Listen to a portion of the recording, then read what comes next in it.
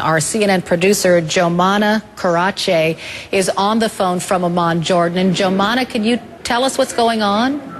Hi, Carol. What we are seeing here, we are over at a main square in western Amman, and we have seen the start of what youth movements here are calling the March 24th movement that started yesterday. They have camped out in this main square. They've set up tents, and they said they will not leave until their demands are met, demands that include political and economic reform. But what is different here, Carol, is that this has turned a bit violent overnight.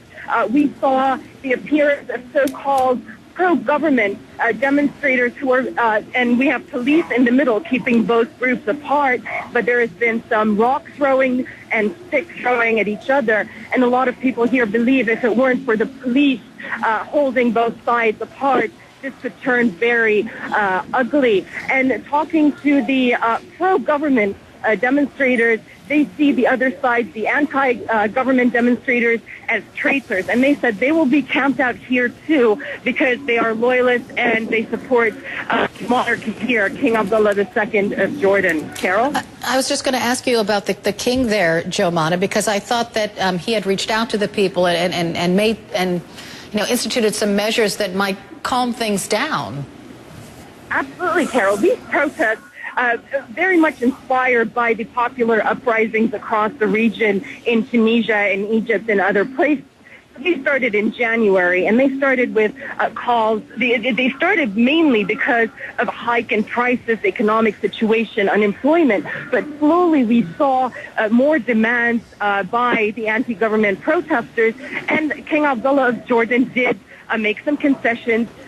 Last month, he fired the prime minister and his cabinet. That was one of the main demands of the protesters, and appointed a new prime minister. There was a drop in prices. The government increased subsidies, but that does not seem to be enough, Carol. We are seeing a list of demands that is increasing every time these protesters are going out. And for the first time, I can tell you that this seems to be pretty serious.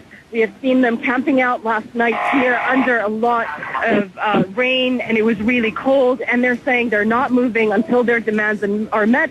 One of the main demands, Carol, is they want the intelligence service in Jordan, that is the secret police, to stop interfering in all aspects of life, as they say. Boy, that certainly sounds familiar. What is the unemployment rate like there?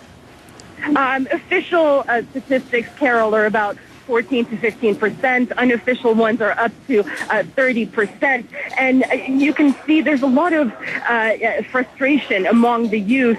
Yesterday, heard about a cab driver who is out here with the protesters, with the anti-government protesters, saying, I just want a job. He has a degree in electronic engineering, yet he is working as a cab driver. This is a story we hear from a lot of the frustrated youth. And now that they're seeing that other young Arabs in other countries have been able to change their lives by taking to the streets, this is definitely giving these protests in Jordan momentum.